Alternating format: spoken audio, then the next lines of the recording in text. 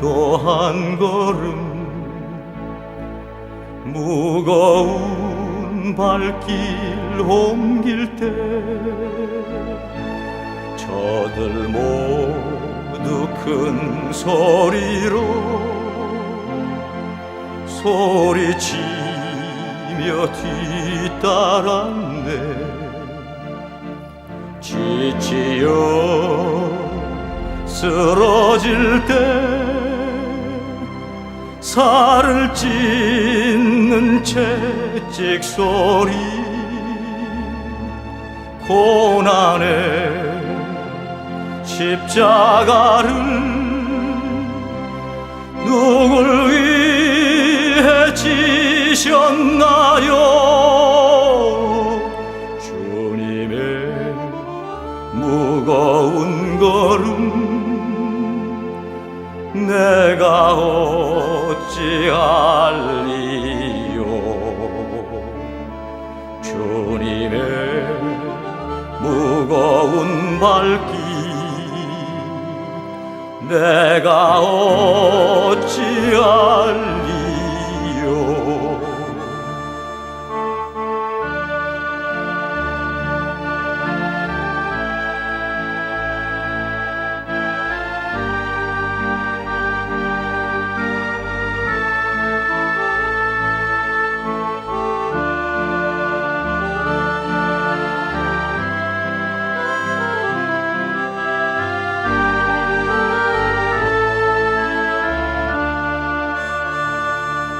한 방울 또 한 방울 뜨거운 눈물 흘릴 때 저들 모두 큰 소리로 희롱하여 비웃었네. 옆구리 창에 찔려 흘러내린 저 붉은 피 죽음의 골고다를 누굴 위해 가셨나요? 주님의 뜨거운 눈물 내가 어찌할리요? 주님의 뜨거운 눈물 내가 어찌할리요?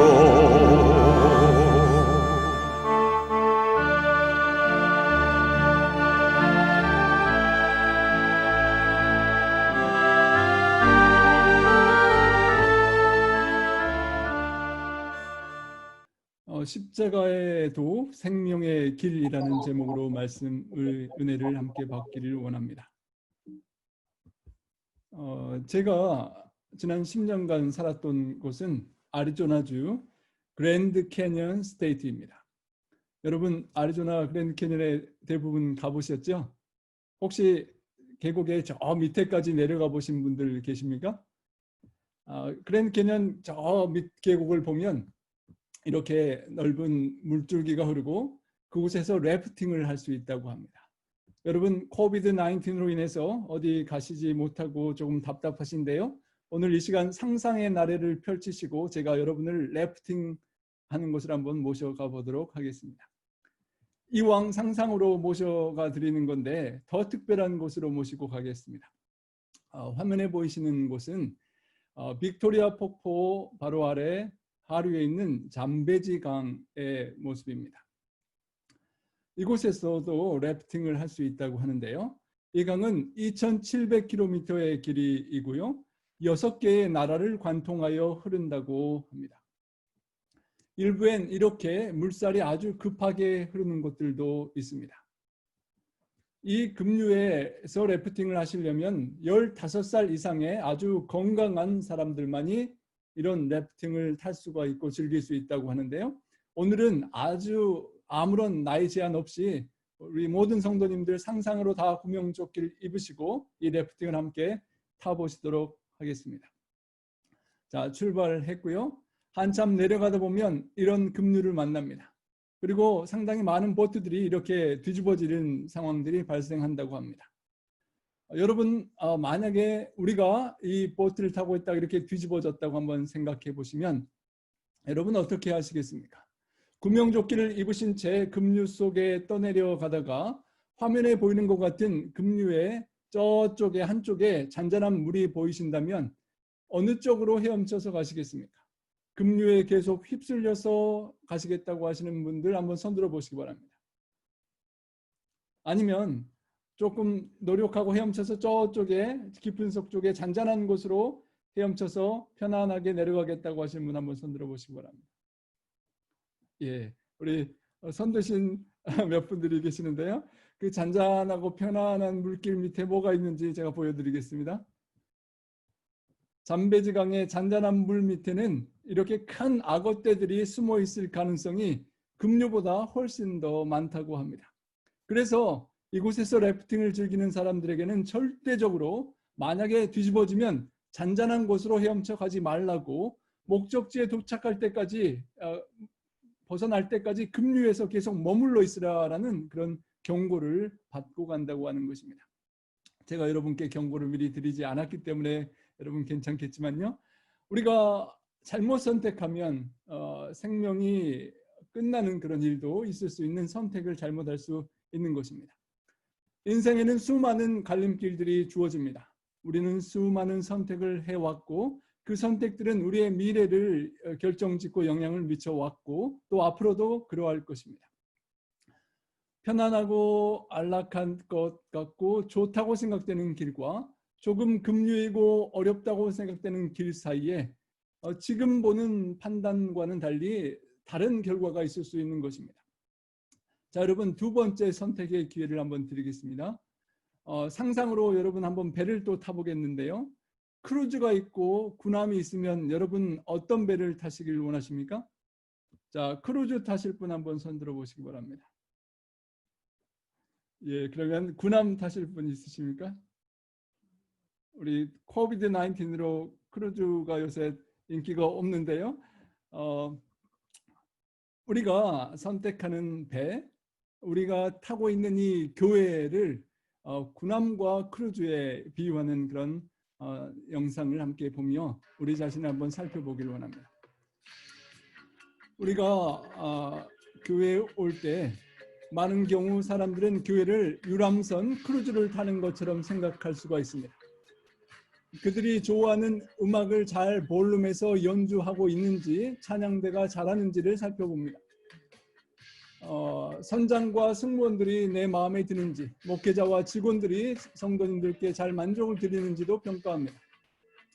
예배 서비스 수준이 좋은지 나쁜지 생각합니다. 내 필요가 이 교회에서 채워지고 있는지 생각하고요. 이 크루즈 여행이 즐겁고 행복한 여행인지 아니면 조금 부담스러운 유람선인지 생각합니다. 편안하고 안락한가 아니면 조금 힘들고 어려울 때가 있는가. 내가 다시 기회가 된다면 이 배를 또 타고 싶은가 아니면 다시 타지 않을 것인가.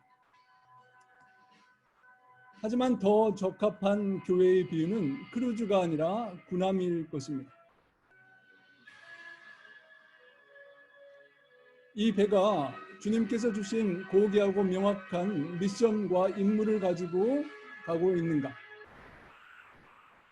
이 배의 선장이 최고 지휘자 되시는 예수님의 권위에 순복하고 있는가? 선원들은 작전 수행을 위하여 잘 훈련되고 준비되었는가?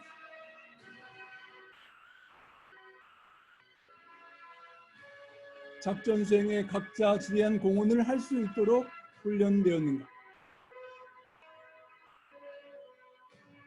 그들의 헌신이 존중되고 인정받고 존경받고 있는가? 안락함과 즐거움을 위한 유람선이 아니라 영혼 구원의 사명과 미션을 위한 군함이 되는 교회로 우리가 사람들을 초대하고 또 우리가 그런 군함을 타고 있다는 사실을 잊지 않아야 될 것입니다. 오늘 본문 마태복음 16장에 보면 예수님께서 선택하신 길과 다른 길을 생각하고 있는 제자들 간의 갈등의 모습이 나옵니다. 마태복음 16장 21절입니다. 이때로부터 예수 그리스도께서 자기가 예루살렘에 올라가 장로들과 대제사장들과 서기관들에게 많은 고난을 받고 죽임을 당하고 제3일에 살아나야 할 것을 제자들에게 비로소 나타내시니, 이때로부터 바로 성경 본문 앞쪽을 보면 예수님께서 제자들에게 너희는 나를 누구라 하느냐라고 물으셨습니다. 그때 베드로가 대답하기를 주는 그리스도시요 살아계시는 하나님의 아들입니다라고 믿음의 고백을 했고, 주님께서 복이 있다 말씀하시며 그 반석되신 주님 위에 함께 연결된 베드로와 그 믿음의 고백 위에 내 교회를 세우겠다라고 말씀하시고, 그 교회가 세워지면 음부의 권세가 이기지 못할 것이라고 말씀하셨습니다. 음부와 사망과 사탄의 권세가 도저히 엄습하지 못하고 이기지 못할 교회를 세우시겠다고 말씀하신 이후에 비로소 예수님께서 십자가의 고난의 길을 가실 것을 말씀하신 것입니다. 주님의 십자가의 고난과 죽음과 부활을 통하여 세워질 교회를 바라보시고 그 앞에 있는 기쁨을 내다보시고 주님은 십자가를 참고 가기로 결정하신 것입니다.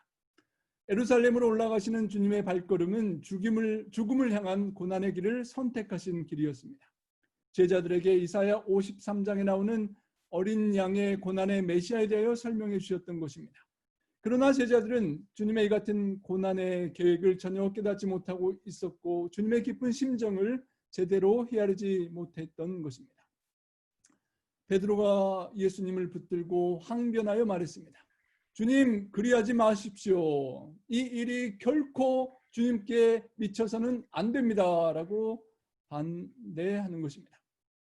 예수님께서 예루살렘에 올라가시면 왕으로 오르셔서 메시아 왕국을 세우시고 그때에 자신들이 좀 더 높은 자리를 확보하기를 기대했던, 그래서 은근히 서로 간에 더 높은 자리를 차지하고자 생각하고 있었던 그들에게 주님께서 십자가에 달려 돌아가시겠다는 말씀은 너무나도 큰 충격을 안겨주는 말씀이었습니다. 꿈이 수포로 가는 심각한 문제였기 때문에 베드로는 주님을 붙잡고 강하게 항변하며 절대 그렇게 돼서는 안 된다라고 했던 것입니다. 성도 여러분, 때로는 우리가 주님께서 가시고자 하는, 주님께서 걸어가시는 십자가의 길 앞에, 그리고 우리 보고 따라오라고 하시는 그 사명의 초청 앞에 혹시 베드로처럼 주여 그리하지 마옵소서, 조금 부담이 됩니다. 고통스러울 것 같습니다. 그게 좋지 않게 보입니다라고 혹시 할 때가 있지 않은지 생각해 보게 되는 것입니다. 예수님께서 돌이키시며 말씀하십니다. 베드로에게 이르시되, 조금 전까지만 해도 복 있다라고 말씀하신 베드로에게 이렇게 부담스러운 말씀을 하십니다. 사탄아, 내 뒤로 물러가라. 너는 나를 넘어지게 하는 자로다. 베드로를 사탄이라고 하신 건 아니었겠지만 베드로를 밀가부르듯 하려고 시몬 모레와 같은 베드로의 연약한 모습으로 넘어뜨리고자 하는 사탄이 함께하는 것을 주님께서 보시고 베드로에게 그 시험을 주고 넘어뜨리려 하는 사탄이 물러가라라고 그렇게 말씀을 하시는 것입니다. 너는 나를 넘어지게 하는 자로다. 사탄이 물러가야 했습니다. 베드로를 시험하고 유혹하고 베드로의 생각을 혼돈케 하는 사탄이 물러가야 했고, 예수님을 넘어지게 하고 주님께서 세우고자 하는 그 영혼을 권하는 교회를 세우지 못하게 하는 사탄이 물러가야만 했던 것입니다. 베드로, 내가 하나님의 일을 생각하지 아니하고 도리어 사람의 일을 생각하는도다라고 말씀하셨습니다. 하나님의 일을 생각하고 천국을 생각하고 영혼 구원을 생각해야 될 베드로가 도리어 사람의 일, 인간적인 일, 이기적이고 안락한 이 세상의 것들을 추구하는 생각을 사탄으로부터 받고 그 생각에 물들었던 것입니다. 주님은 십자가를 지시고 교회를 세우셨고 오늘날 우리 교회의 부흥은 주님의 몸된 교회의 지체된 우리가 함께 마음과 힘을 합하여 십자가를 지고 주님을 따라야만 굳게 설 수 있는 교회입니다. 그런데 사탄은 예수님을 낙심하게 해서 그분을 당신의 사명에서 돌아서게 하려고 예를 썼었고, 이제는 베드로를 통해서 그 맹목적인 사랑으로 유혹의 말을 내뱉고 있었습니다. 그 생각의 장본인은 사탄 악의 임금이었습니다. 십자가의 하나님의 길 대신 십자가를 없이 가는 사람의 일을 생각해 한 사탄의 그런 생각의 주입이었습니다. 사람의 일을 생각한다면 고통과 수고 없이 소득을 얻고자 하는 도둑놈 심보일 것입니다. 고난을 겪는 것 없이 피와 땀이 없이 영광을 정치하고자 하는 마음, 희생하는 것은 싫고 희생 없이 보상을 받고자 하는 마음, 십자가를 없이 면류관을 취하고자 하는 마음이 바로 사탄이 제공하는 사람의 생각이었습니다. 자기 자신을 낮추고 겸손히 낮추는 것이 아니라 자기를 높이는 사탄이 추구했던 하나님보다 더 높고자 했던 교만의 마음이었습니다. 반대로 주님께서 가르치시고자 하는 길, 십자가의 길은 하나님의 일과 생각은 고통을 통한 열매를 맺는 것이었습니다.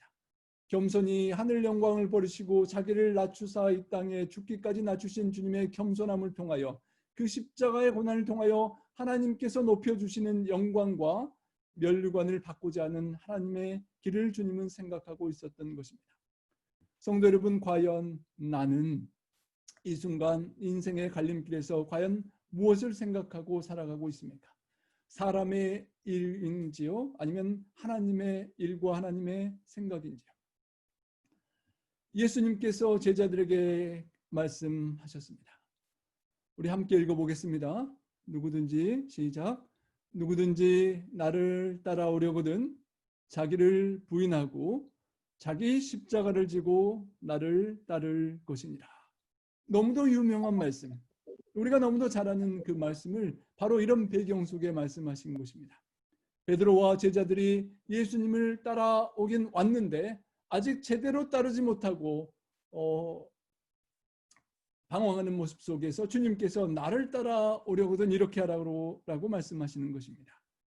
자기를 우상처럼 섬기고 자기 중심적으로 살아가는 이기적인 존재인 우리가 어떻게 주님을 따라갈 수 있는지를 가르쳐 주시는 것입니다.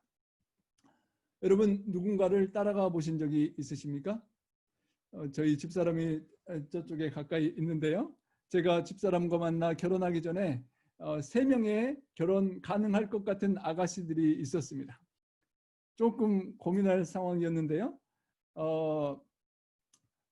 그때 그 중에 한 분이 어떤 목사님의 따님이셨는데요. 그 아가씨와 함께 제가 고아원에 함께 가서 고아원에 있는 불쌍한 아이들을 똥기저귀를 모아서 빨아주고 청소해주고 왔던 그런 기억이 납니다. 그때 철없는 제 생각에 목회자의 길을 가기로 했고 그 목회자와 함께 살기로 따르기로 하는 사모의 길은 조금 어렵고 힘들더라도 그 일을 감당해야 하는데 과연 그 일을 함께 잘할 수 있을 사람인지 함께 경험해 봐야 된다는 그런 철없는 생각이 있었습니다. 나무집 귀한 딸을 고생시켜서 참 죄송했지만요. 여러분, 우리가 우리의 믿음의 신랑 되시는 주님을 따라서 함께 살아가려면 주님께서 원하시는 일을 내가 함께 할 수 있어야 하는 것입니다. 그렇지 않으면 끝까지 신랑 되신 주님과 함께 그 길을 따라 걸어갈 수 없을 것입니다.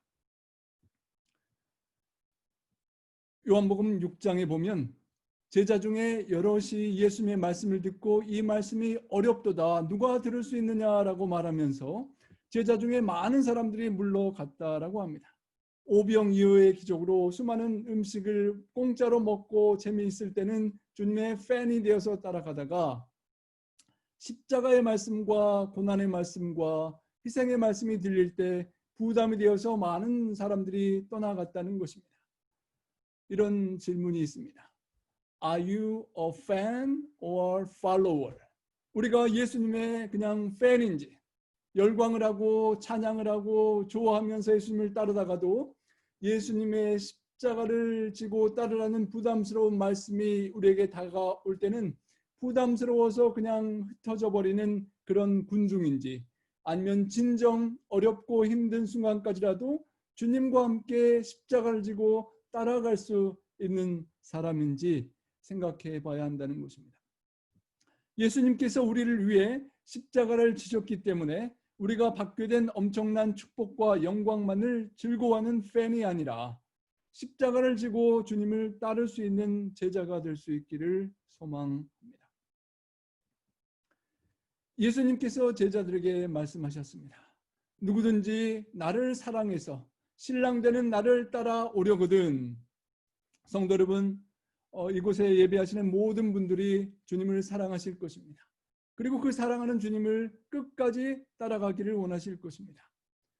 그런 우리가 과연 주님을 잘 따라가고 있는지를 살펴보기를 원합니다. 자기를 부인해야만 주님을 따라올 수 있다라고 말씀하셨습니다. Deny yourself. 너 자신과 자아를 deny, 부인해야만 주님을 따를 수 있다는 것입니다. 베드로와 제자들은 자기 뜻과 생각에 맞지 않는 주님의 생각과 뜻과 십자가의 길에 자신을 꺾고 주님의 길을 따라야만 했었습니다. 윌리엄 바클레이는 자기 부인을 이렇게 말했습니다. 자기 삶의 순간순간에 나 자신에게는 no하고 하나님께는 yes, okay라고 말하고 따르는 것이다 라고 말했습니다. 나의 이기심과 죄악의 습관이 부인되고 버려져야만 주님의 십자가를 지고 따라갈 수가 있는 것입니다. 이기심을 충족하는 데 사용하는 시간과 물질과 에너지와 관심을 포기하고 부인해야만 주님을 따르고 시간과 물질과 에너지와 생명을 주님께 드리고 따라갈 수 있다는 것입니다. 혹시 살다 보면 내 자신이 무시당하는 것처럼 느껴지거나 오해된 적이 있으실 때가 있을 것입니다. 내 뜻과 의견이 수렴되지 않을 때 우리는 쉽게 마음이 상하게 됩니다. 그런데 주님의 뜻이 나의 생각과 뜻과 다르다고 하면 주님, 저의 원대로 마시고 주님의 뜻대로 하시옵소서라고 우리는 기도하면서 주님의 뜻 앞에 내 생각을 포기해야만 하는 것입니다. 미라는 나 자신의 모든 것, 자기를 부인하고 돌이켜 회개하고 뒤집으면, 그리고 십자가를 지면 미가 위로 바뀔 수가 있습니다. 나로 인한 이기심과 갇혀진 분리된 갈등이 있는 것이 아니라 우리가 되고 이웃과 하나님과 연결되는 공동체를 이룰 수 있게 되는 것입니다. 나보다 남을 낮게 여기고 하나님의 뜻을 추구하며 영광을 하나님께 돌리는 우리 공동체가 되어야 할 것입니다. 십자가를 지고 자기를 부인하는 것은 자연에서 배울 수 있습니다. 구름은 구름의 권리를 포기하면서 생명의 담비로 땅 위에 떨어져서 만물을 견고하게 축복해 줍니다. 구름이 되기를 주장할 수 있는 권리를 포기하는 것입니다. 돌과 바위들과 나무들은 돌과 나무로서의 권리를 포기하고 내려놓음으로써 인간을 위한 견고한 집을 제공해 줄 수 있게 됩니다. 아름다운 아가씨가 몸매를 포기하고 아가씨됨을 권리를 포기함으로써 배가 불룩 올라오더라도 그 속에 생명, 어린 자식의 뼈와 살이 날로 견고해져 갈 수 있는 것입니다. 지도자가 자발적으로 자신의 권리를 양보하고 포기함으로써 기업과 교회와 자선단체와 학교와 정당과 국가가 견고한 연합 공동체로 세워질 수 있게 되는 것입니다. 모두 다 자신의 권리를 내려놓고 부인하고 포기하는 하나님의 본체이신 예수님께서 하나님의 권리를 포기하심으로 우리의 죄값을 십자가에서 치르신 그 모본을 따라가는 것입니다. 누군가의 삶을 견고하게 세워지기 위해서 자신의 권리를 자발적으로 포기하는 것이 우리 그리스도인의 삶인 것입니다. 성도 여러분, 송기론 교수님이란 분이 이런 아름다운 기도를 드리셨습니다. 나와 아내는 달라도 너무 다르다. 나는 오른손잡이인데 아내는 왼손잡이이다. 그래서 습관을 따라 국그릇을 왼쪽에다 잘 갖다 놓는다. 별거 아닐 것 같은 그 차이가 신경을 건드린다. 거기다 나는 종달새형이다. 새벽 시간에 일어나 설친다. 늦잠을 자면 무조건 게으르다고 여긴다. 그런데 내 아내는 올빼미형이다. 밤새 부엉부엉하고 잠을 안 자고 있다가 새벽녘에야 잠이 든다. 도대체 맞는 구석이 없다. 나는 물 한 컵을 마셔도 마신 컵은 즉시 씻어둔다. 누군가가 해야 할 일이고 언제도 할 일이며 내가 다시 손을 댈지 모를 일 아닌가 말이다. 그런데 내 아내는 그게 안 된다. 찬장에서 꺼내 쓸 그릇이 없을 때까지 꺼내 쓰다가 한꺼번에 다 씻고 몸살이 난다. 나는 미리미리 준비하는 스타일이다. 그런 나와 달리 아내는 떠나야 할 시간에 화장을 한다고 정신이 없다. 다가가서 보면 참으로 가관이다. 화장품 뚜껑이라는 뚜껑은 다 열어놓고 있다. 나는 그게 안 참아진다. 나도 모르게 버럭 화를 낸다. 아니 이렇게 두고 외출했다가 집에 돌아오면 그 향기 다 날아갈 텐데 뭐 때문에 비싼 돈 주고 화장품을 사? 차라리 맹물을 찍어 바르지. 확 부어버려? 맹물을 부어줄까? 거기다 나는 약속 시간에 늦은 적이 거의 없다. 나중에는 견디다 못해 성경책 말씀까지 들이밀었다. 여보, 예수님이 부활만 하시면 됐지 뭐 때문에 그 바쁜 와중에 세마포와 수건을 켜놓고 나오셨겠어. 당신같이 정리정돈 못하는 옆편 내에게 정리정돈이 얼마나 소중한지 말하고 싶으셨던 거야. 그게 부활의 첫 메시지야. 당신 부활 믿어? 부활 믿느냐고. 믿으면 왜 그렇게 안 고치냐는 비난입니다. 그렇게 아내를 다그치고 몰아세울 때 하늘의 음성을 들었습니다. 야, 이 녀석아, 잘하는 네가 좀 해라. 이놈아, 그 사람이 안 되니까 너를 붙여놓은 것이 아니냐라는 그런 말씀이 기억났습니다. 너무 큰 충격이었습니다. 생각에 전한 그렇게 나 자신을 아이스 브레이킹 하지 않으면 안 되었습니다. 사람들이 궁금해하는 것이 있습니다. 나의 기프트, 은사는 무엇일까? 뜻밖에도 너무 간단하게 은사를 알 수 있습니다. 내 속에서 생겨나는 불평과 불만이 있다면 바로 그것이 나의 은사인 것입니다. 이를테면 내 아내는 물건이 제자리에 놓여있지 않고 종이 나무랭이가 놔둔구는데도 그것이 눈에 들어오지 않습니다. 그러니까 불편할 것도 없고 오히려 밟고 돌아다닙니다. 하지만 저는 금방 불편해집니다. 화가 치밉니다. 이 말은 내가 내 아내보다 정리정돈에 탁월한 은사가 있다는 증거입니다. 하나님께서 이 은사를 주신 목적은 상대방의 마음을 빡빡 긁어놓지 말고 그 마음의 상처를 입히는 무기로 사용하는 데 있지 않습니다. 그 은사는 사랑하는 사람을 그 방법으로 섬기라고 주신 선물입니다. 바로 그때 내가 알게 된 사실이 있습니다. 내 아내한테는 뚜껑을 여는 은사가 있고 나에게는 뚜껑을 닫는 은사가 있다는 사실을요. 그때부터 아내를 대하는 제 태도가 바뀌었습니다. 아내가 화장한다고 앉아있으면 제가 다가가 물었습니다. 여보, 이거 다 썼어? 그러면 뚜껑 닫아도 되지? 이거는 그럼 이것도 닫는다. 이제는 내가 뚜껑을 다 닫아준다. 그런데 놀라운 일은 그렇게 야단을 칠 때는 꿈쩍 안 하던 아내가 서서히 변해가는 것이다. 잘 닫는 정도가 아니라 얼마나 세게 잠갔던지 이제는 날더러 뚜껑 좀 열어달라고 한다. 아내의 변화가 아닌 나의 변화. 그렇게 철들어진 내가 좋아하는 기도가 있다. 제가 젊었을 때는 하나님께 세상을 변화시킬 만한 힘을 달라고 기도드렸습니다. 하지만 중년이 되었을 때 인생이 얼마나 덧없이 흘러가는지를 깨닫게 되었습니다. 늙어 여생을 돌아보게 되었을 때 저는 저의 우둔함을 깨달아 알게 되었습니다. 그리고 제가 지금 드리는 기도는 저 자신을 먼저 변화시켜 달라는 것입니다. 만약에 제가 처음부터 자신을 변화시켜 달라는 기도를 드렸었더라면 제 인생은 정말 많이 달라졌을 것입니다. 성도 여러분, 우리가 개인적인 관계와 가정에서 또 사회적인 관계와 교회 생활에서 내 자신이 먼저 더 주님 닮고 자기를 부인하고 자아가 죽어지는 변화가 있을 수 있도록 함께 기도드리고 우리의 가정과 교회와 지역사회를 변화시킬 수 있기를 소망합니다. 여러분, 맛있는 김치, 우리 뉴스타트 김치는 아닌데요.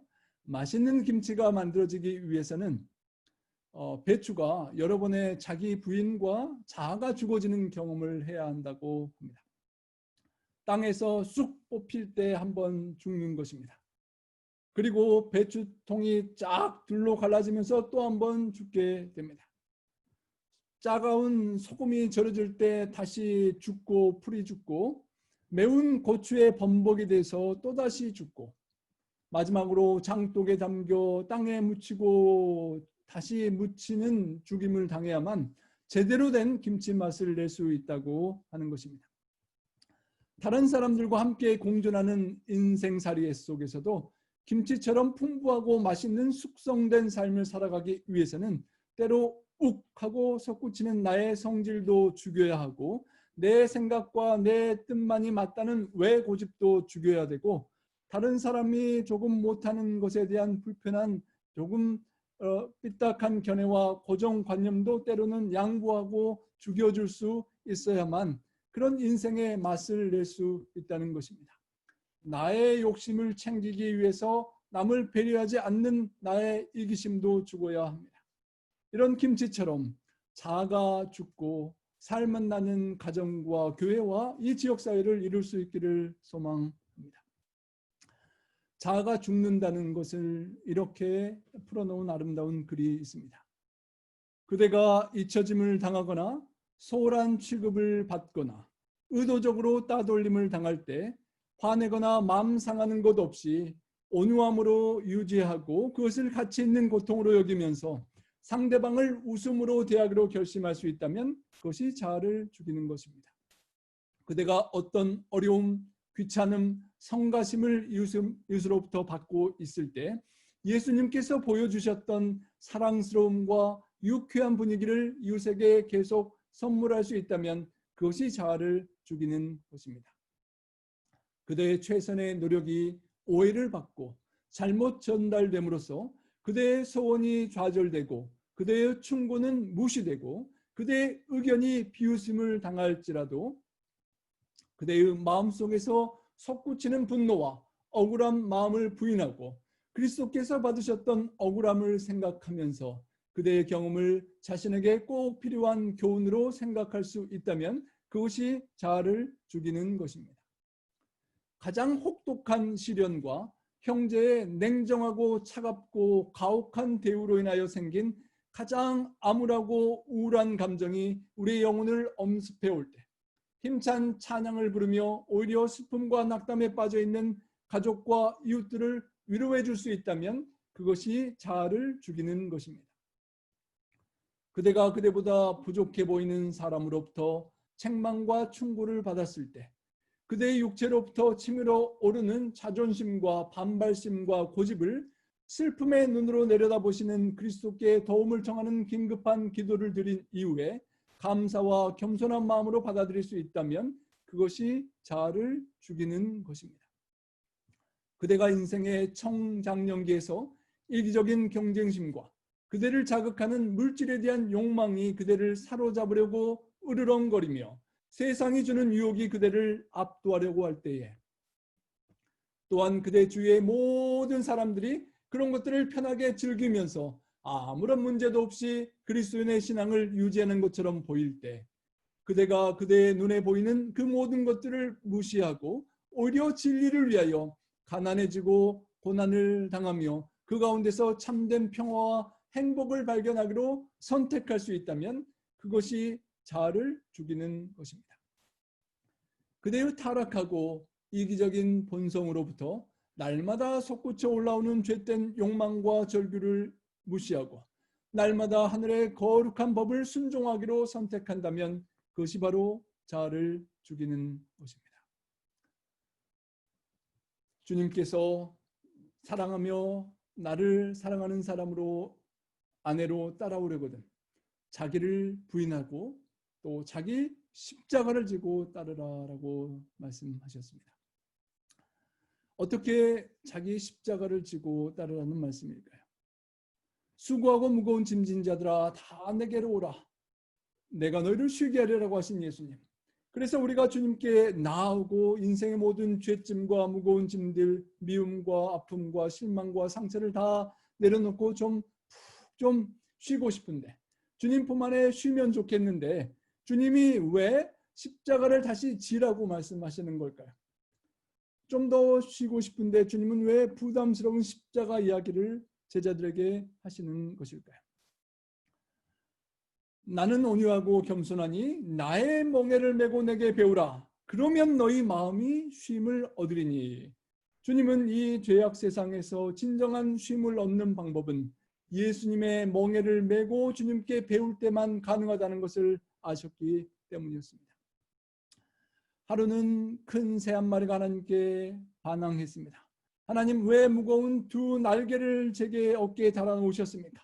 너무나 무겁고 부담스럽습니다. 하나님께서 대답하셨습니다. 내가 날 수 있는 것은 그 무거운 날개의 부담이 있기 때문이란다. 하늘을 우리는 날기 원하지만 무거운 날개가 있는 것은 싫어할 때가 많습니다. 그 무거운 날개가 어쩌면 주님께서 우리에게 지고 나르라고 하시는 십자가의 짐일 수 있는 것입니다.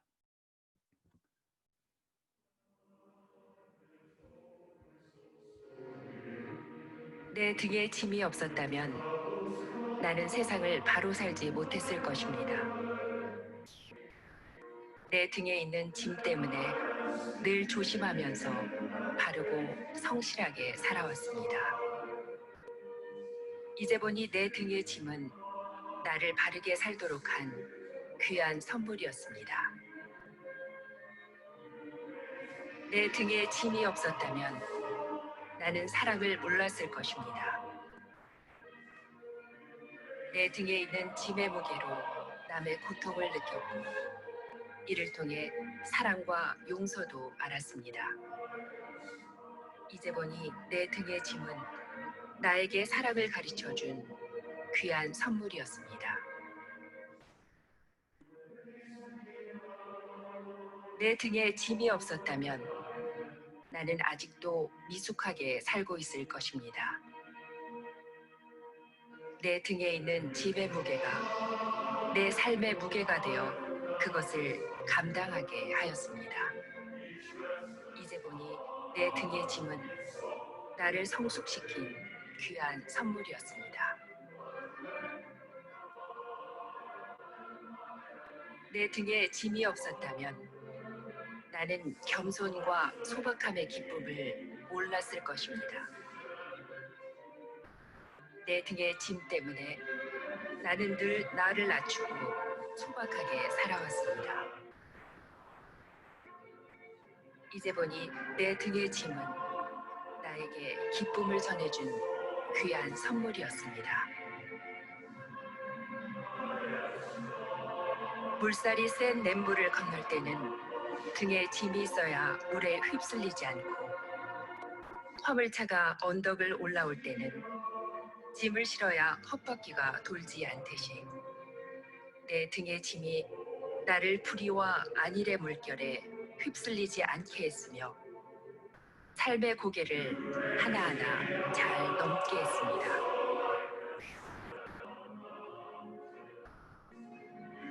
내 나라의 짐, 가족의 짐, 직장의 짐, 이웃과의 짐, 가난의 짐, 몸이 아픈 짐, 슬픈 이별의 짐들이 내 삶을 감당하는 힘이 되어 오늘도 최선의 삶을 살게 합니다.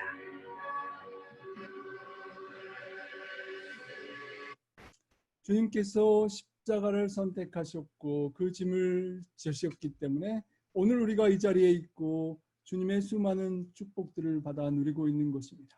그리고 우리가 그 십자가를 함께 지고 주님을 따라오라고, 그것이야말로 우리가 살 수 있고 우리의 이웃들을 함께 살릴 수 있는 길이라고 초청을 하시는 것입니다.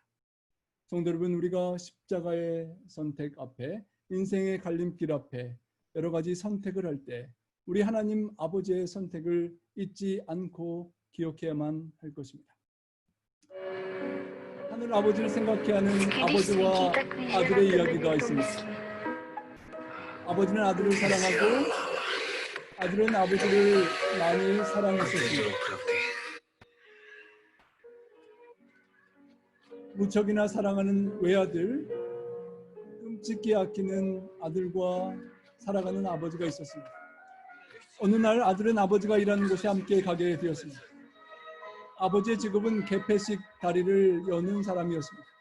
아들과 같이 하루는 그 다리를 올리기로 했습니다.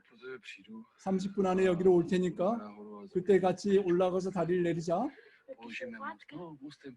우리가 같이 누를 테니까 이곳에서 꼭 여기 있고 어디 가지 말고 있으렴.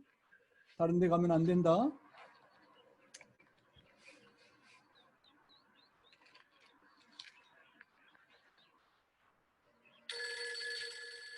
그때에 전화 한 통이 걸려와서 배가 다리 밑을 지나갈 테니 다리를 올려달라는 요청이 왔습니다.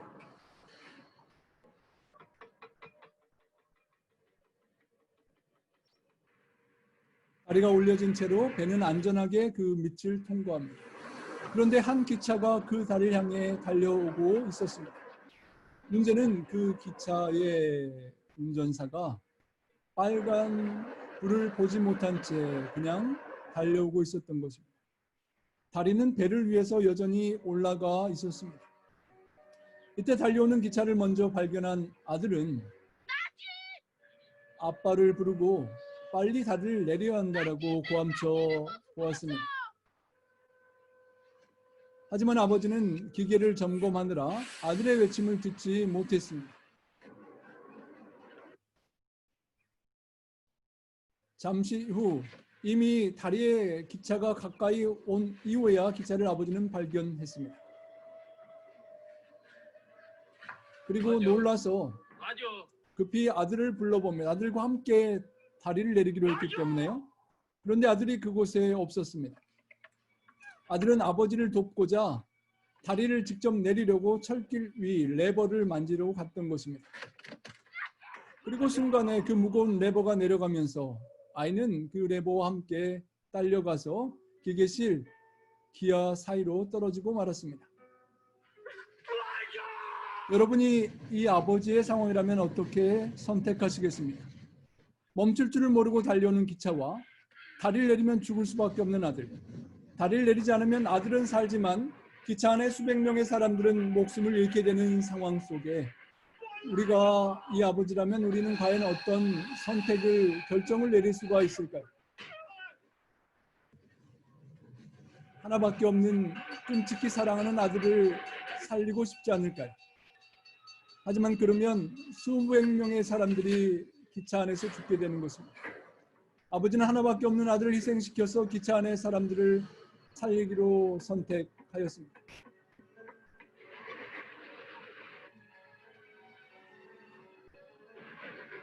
사랑하는 하나밖에 없는 너무도 소중한 아들이 그 기아에 짓이겨 피 흘리며 끔찍하게 죽고 희생할 수밖에 없었습니다. 아버지는 절규합니다. 기차가 무사히 가까스로 잘 무사히 통과하긴 했지만 사랑하는 아들의 죽음을 생각하면 너무도 고통스럽고 아플 수밖에 없었던 것입니다. 하나밖에 없는 아들을 희생시키면서 기차 안의 사람들을 살린 아버지 이야기를 조금 더 깊이 생각해 보기를 원합니다. 그 기차 안에는 수많은 종류의 사람들이 타고 있었을 것입니다. 세상 인류와 같은 모습입니다. 자신의 일터로 애인을 만났다가 돌아가는 사람도 있을 것이고 담배와 마약에 빠져 세상의 즐거움에 중독되어 있는 사람도 있었습니다. 사랑하는 사람과 헤어지는 아픔을 안고 기차에 탄 사람도 있었습니다. 그리고 그 사람들이 탄 기차는 철길 위를 순조롭게 그냥 달려갑니다. 그들 중에 그 누구도 자신들의 죽음의 위험에 빠져 있다는 사실을 모른 채 말입니다. 그리고 그때 그들을 위한 한 아버지의 고민과 희생의 선택이 있었습니다. 그들을 살리기 위하여 십자가의 다리를 내리고 자신의 하나밖에 없는 아들을 십자가에 내어주고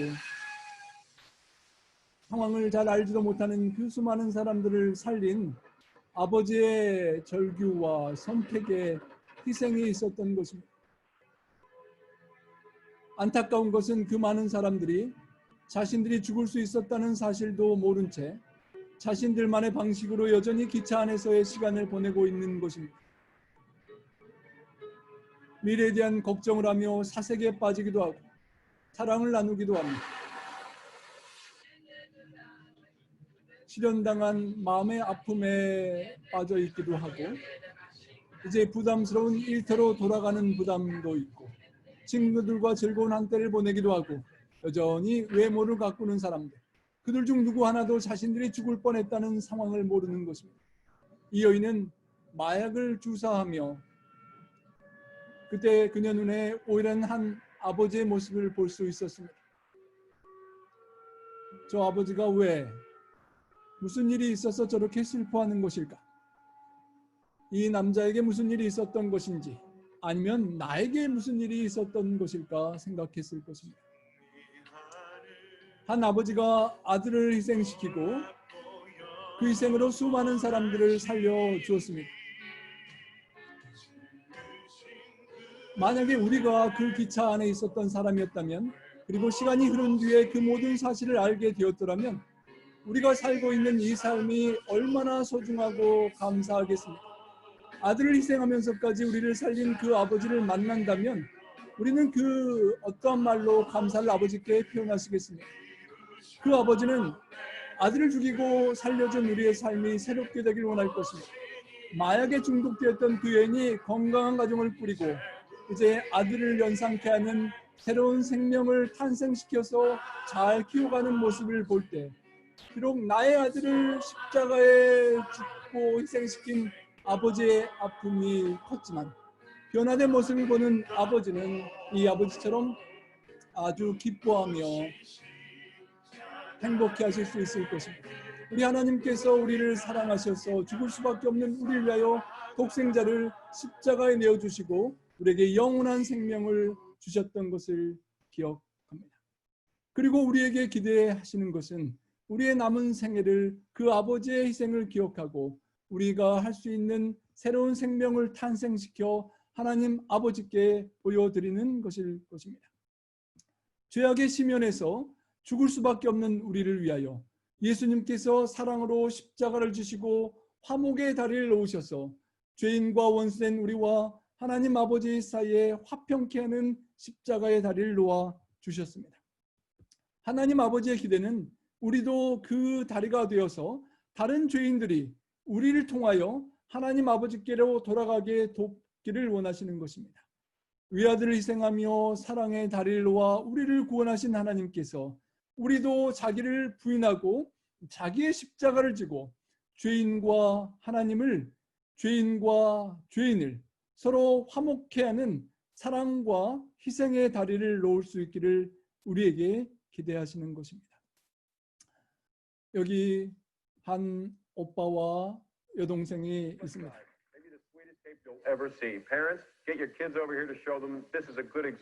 우리가 오빠라면 동생을 위하여 어떻게 할 수 있을까요? 저 아이에게는 힘든 심연과 같은 계곡을 건널 수가 없어서 고민하는 여동생을 위하여 조금이라도 더 키 큰 오빠가 자신을 겸손히 낮추고 엎드려서 더러워지고 동생이 발로 짓밟고라도 자신을 넘어 건너갈 수 있도록 도와주는 십자가의 다리를 놓는 오빠의 아름다운 모습을 보게 되는 것입니다. 우리가 세상을 살아가며 이 오빠처럼 십자가의 다리를 놓고 우리를 통하여 아직 믿음의 키가 작아서 갈등과 세상 고통의 심연을 건너지 못하는 형제 자매가 있다면 나를 겸손히 낮추고 다리를 놓아서 그들도 나를 밟고라도 그 심연을 건널 수 있도록 도와줄 수 있는 십자가를 지고 주님을 따르는 우리가 되기를 원하실 것입니다. 누구든지 제 목숨을 위하여 구원코자 하면 잃을 것이요 누구든지 나를 위하여 제 목숨을 잃으면 찾으리라 말씀하셨습니다. 우리는 목숨을 구원코 싶은데 내 목숨을 지키려고 하면 잃게 되고 반대로 주님을 위하여 주님과 복음을 위하여 목숨을 내어놓으면 찾게 해주신다는 이해하기 어려운 그런 말씀인 것입니다.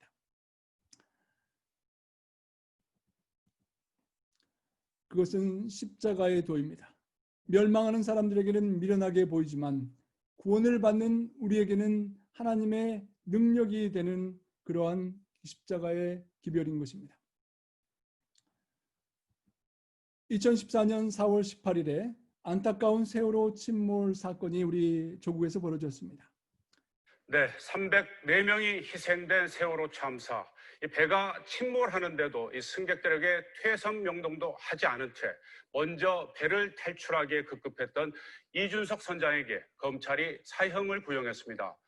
나머지 선원 14명에게는 무기징역에서 최저 징역 15년씩이 구형됐습니다. 김범한 기자가 보도합니다. 자신을 살리고자 했던 선장은 비참한 최후를 맞았습니다. 정반대로 자신을 희생한 한 선장의 이야기가 있습니다. 전재용 선장이 이끄는 참치 원양어선 광명 87호는 1년 동안의 조업을 마치고 부산항으로 돌아오고 있었습니다. 1985년 11월 14일 오후 5시경 남중국해를 지날 무렵에 전재용 선장은 SOS를 외치는 조그만 난파선을 발견하게 됩니다. 그들은 베트남 보트피플이었습니다. 보트피플이란 월남의 폐망으로 공산화가 된 베트남에서 보트로 탈출한 난민들을 일컫는 말로 1975년 4월에 월남이 폐망하고 인접국의 입국 거부와 강제 송환 등으로 당시 국제적인 문제가 되었던 사람들입니다. 바다 한가운데서 표류하는 국제미아 보트피플을 만난 전 선장은 관여하지 말라는 회사의 지침과 양심의 사이에서 깊은 고민에 빠지게 되었습니다. 선택의 기로에 놓였습니다.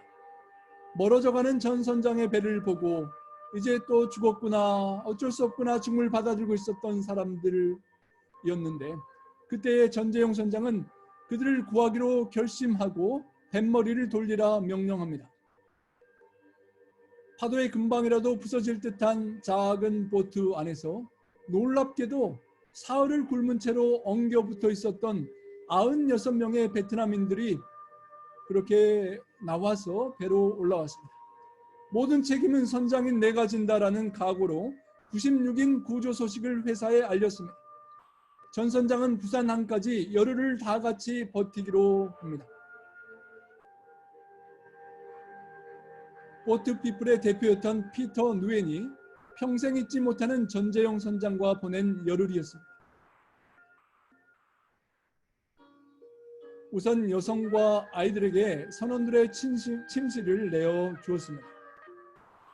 노인과 환자는 선장실로 모셔와서 치료하고 보살펴준 전 선장과 한국의 선원들이었습니다. 선원 25명의 열흘 식량과 생수로 96명의 베트남인들과 함께 나누어 먹었습니다. 식량이 떨어지자 선장은 보트피플을 필사적으로 안심시켰습니다. 우리가 잡은 참치가 많으니 안심하십시오. 여러분은 절대 안전합니다. 피터 누엔이 가족 생각에 슬퍼할 때마다 전 선장은 극진히 그를 위로해 주었습니다. 1985년 11월 29일 부산 입항 당시의 모습입니다. 그들은 난민소에서 1년 반을 지내게 됩니다.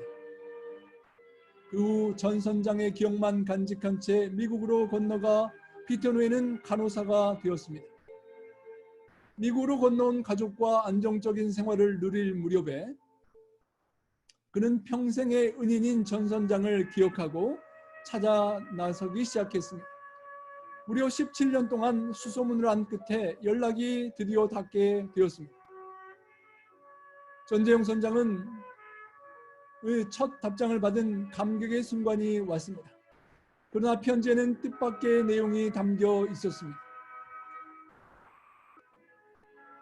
부산항에 도착한 즉시 전 선장은 회사로부터 해고 통지를 받게 되었습니다. 명령을 따르지 않았기 때문이었죠. 남밀 구출 이후로 당국에도 불려가서 조사까지 받았었다고 합니다.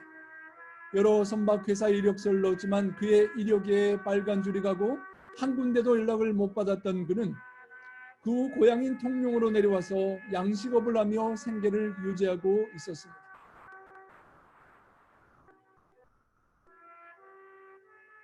그리고 전재용 선장 편지의 마지막 내용은 더욱 뜻밖이었습니다. 오트피플을 구조할 때 저의 미래와 경력까지 희생 포기해야 한다는 것을 알고 있었습니다. 그렇지만 알고도 결정 내렸던 것입니다. 하지만 저는 지금까지 96명의 생명을 살린 저의 선택과 결정을 한 번도 후회한 적이 없습니다. 2004년 8월에 LA 공항에서 드디어 감격적인 재회가 이루어졌습니다.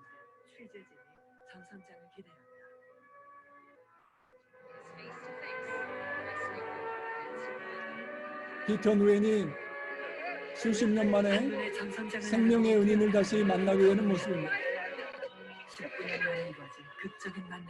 19년 만에 이루어진 너무도 감격적인 만남의 모습입니다.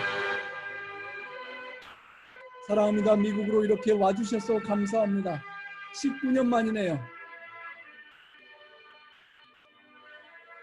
자신의 직업을 선장의 지위를 포기하고 생명을 살려준 은인, 베트남 난민들이 직접 유엔 난선상에 전 선장을 추천하였고 전 선장은 내가 아니라 그 누구라도 이들을 구했었을 것이라며 소감을 밝혔지만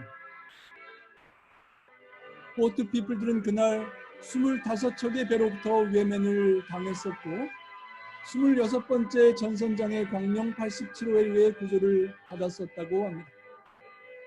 거대한 희생이 따르더라도 위대한 생명을 선택할 수 있는 소수의 사람들이 바로 주님께서 명령하신 십자가를 지고 나를 따르라고 하신 참 생명의 주님을 전하는 전도자들일 것입니다. 거대한 희생 뒤에 위대한 생명의 구원이 있었습니다. 성도 여러분, 25척의 배들이 다 지나갔었습니다. 혹 우리 교회는 난민들과 고통하는 이웃들이 우리에게 구조를 요청할 때 외면하고 지나가는 그 25척의 배들이 되어서는 안 될 것입니다. 나만 편히 살겠다고 지나가는 배가 되지 않고 우리 교회가 방향을 돌리고 십자가를 지기로 결정하고 영혼 구원을 향해 나가야 될 것입니다. 저희 아리조나 집 바로 옆에 있던 교회가 센트럴 크리스찬 처치인데요. 보통 십자가가 서 있는데 이 교회 정문에는 커다란 십자가가 이렇게 누워져 있습니다. 왜 그럴까요? 우리를 위해 예수님께서 져주신 십자가를, 세워진 십자가를 바라보며 감격할 뿐만 아니라 이제는 그 주님의 십자가를 함께 걸머쥐고 주님을 따르고자 하는 헌신의 마음으로 교회 입구에 십자가를 뉘어 놓은 것입니다. 우리가 십자가를 함께 지고 주님을 따르는 그런 전선장과 같은 십자가를 지기로 선택할 수 있는 교회가 될 수 있기를 소망합니다. 마침내 우리가 지고 따라간 십자가를 통하여 수많은 영혼들이 구원을 받고 우리 하나님과 함께 예수님과 함께 감격적인 제회를 할 때 우리가 진 십자가로 인하여 주님께 돌아온 영혼들과 수많은 영혼들을 기쁘고 감격적으로 만날 수 있는 그 기쁨의 주인공들이 모두 되시기를 바라며 말씀을 줄이겠습니다. 우리 다 함께 기도 드리시겠습니다. 사랑의 아버지 하나님, 하나님 아버지께서 그 어려운 순간에 죄인이요 연약하며 원수된 우리를 불쌍히 여기사 우리를 사랑하기로 구원하기로 하나님의 아들 독생자 예수 그리스도를 십자가에 내어주시기로 선택한 그 귀한 사랑의 결정을 인하여 참으로 감사하고 찬양을 드립니다. 하나님 아버지, 그 은혜를 잊지 않을 수 있도록 도와주시고 십자가를 감격할 뿐만 아니라 이제는 그 십자가를 지고 아버지를 따를 수 있도록 주님 도와 주시옵소서. 주님, 세상에 내일이 Father's Day입니다. 우리 육신의 아버지께 효도할 수 있도록 도와주시고 하늘 아버지께 기대와 소망을 이루어드리는 기쁨을 돌릴 수 있는 저희가 될 수 있도록 주님 도와 주시옵소서.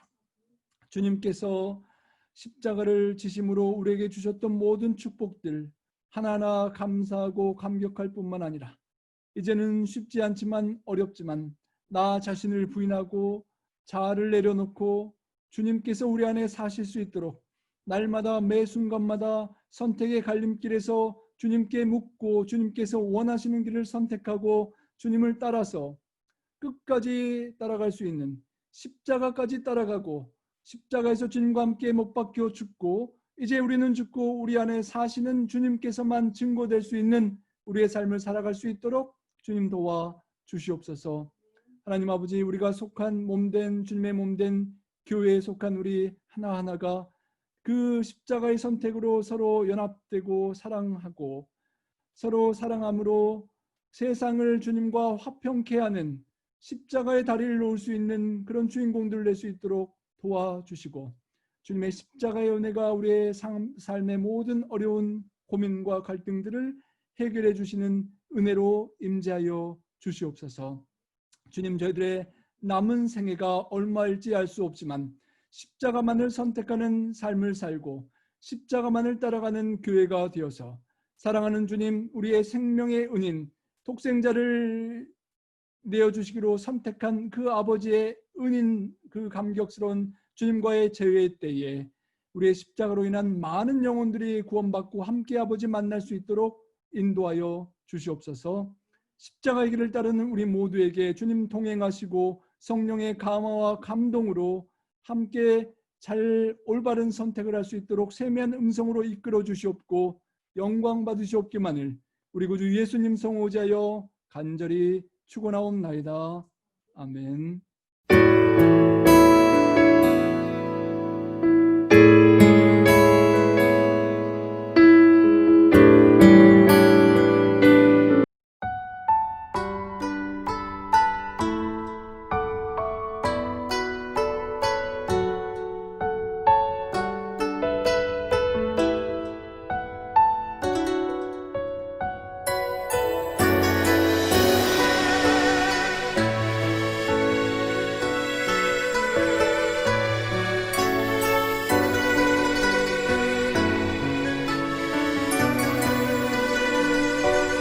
난 지극히 작은 자 죄인 중에 괴수 무익한 나 부르셔서 간절한 기대와 소망 부끄럽지 않게 십자가 전게 하셨네. 어디든지 가리라 주 위에 서라면 나는 전하리 그 십자가. 내 몸에 밴 십자가 그 보혈의 향기 온 세상 채울 때까지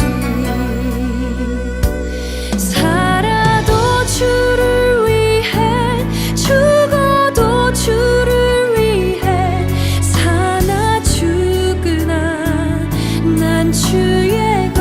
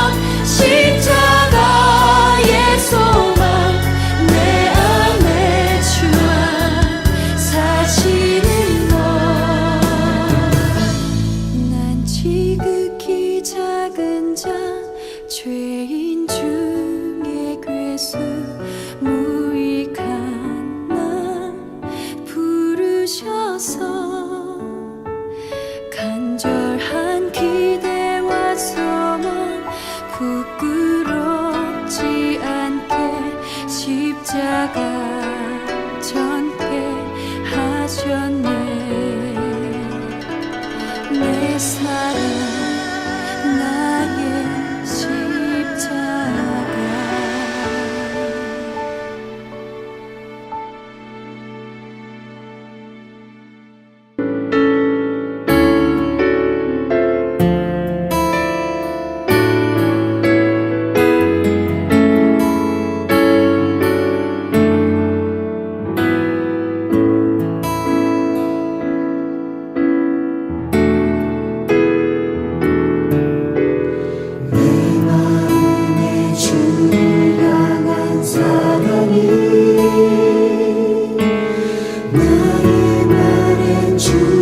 주신 진리로 나의 눈에 주의 눈물 채워 주소서.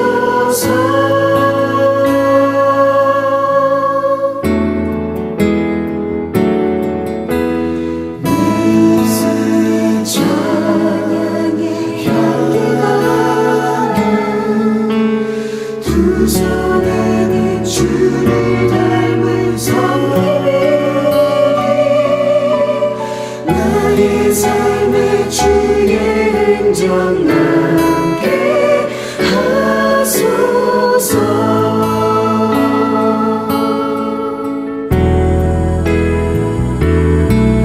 하나님의 사랑이 영원히 행하리. 십자가의 길을 걷는 자에게 순교자의 삶을 사는 이에게 조롱하는 소리와 세상 유혹 속 주의 순결한 신부가 되리라. 내 생명 주님께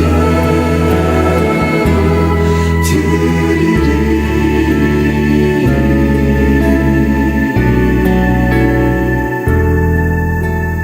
내 마음에 주를 향한 사랑이 나의 말엔 주가 주신 진리로 나의 눈에 주의 눈물 채워 주소서.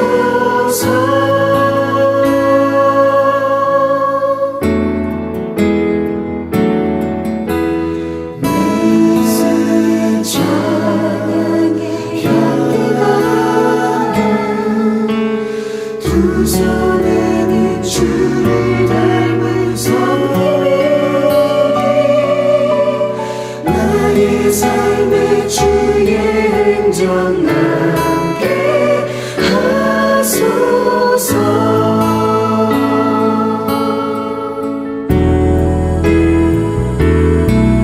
하나님의 사랑이 영원히 행하리. 십자가의 길을 걷는 자에게 순교자의 삶을 사는 이에게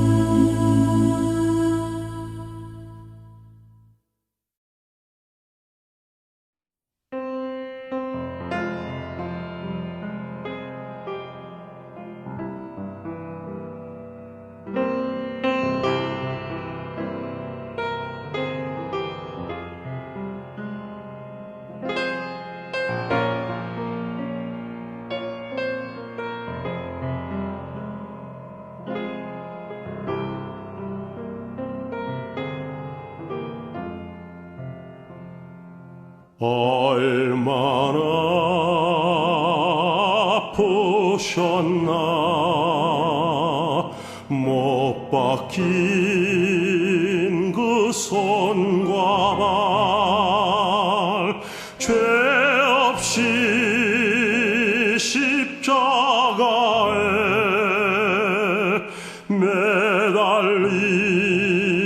매달리신 손이 하늘도 모든 땅도 조목들도 다 울고 해도 차 힘을 잃고 온누리 비치지 않네.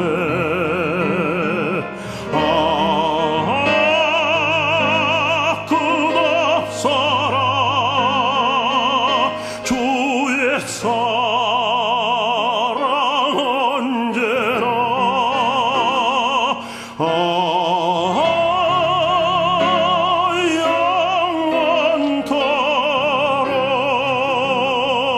영원토록 구원의 강물 넘치네.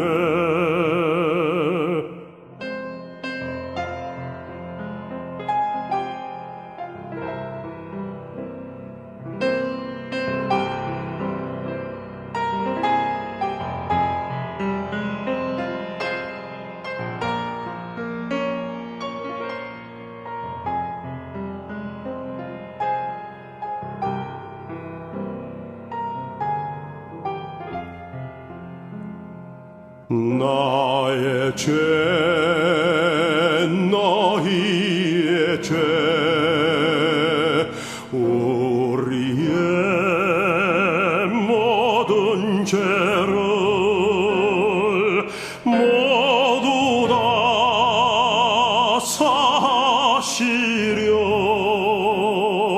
십자가 달리신 주 얼굴과 손과 발에 흐르는 그 귀한 피 골고다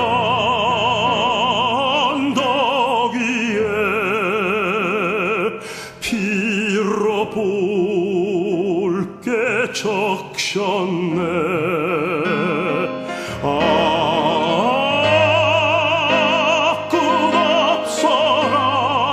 끝없어라 주의 사랑 언제나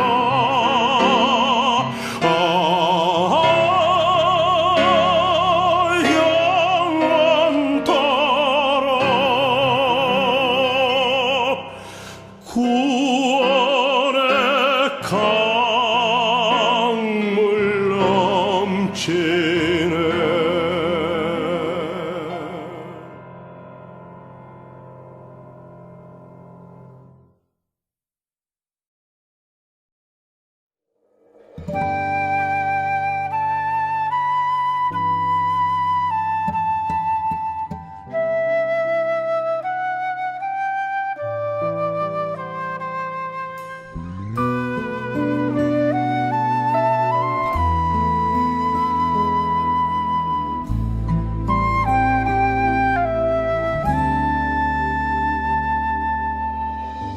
십자가 그 사랑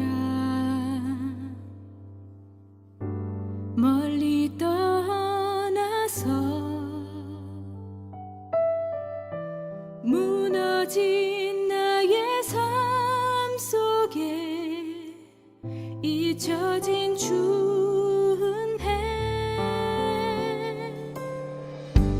돌 같은 내 마음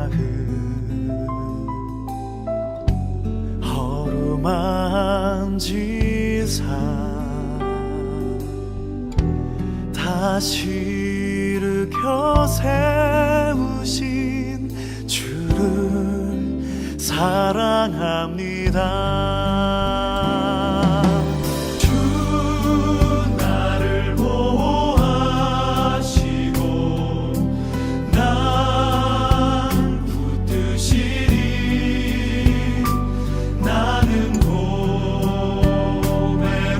외롭고 존귀한 주님의 자녀라. 주 너를 보호하시고 널 붙드시리. 너는 곧 외롭고 존귀한 주의 자녀라.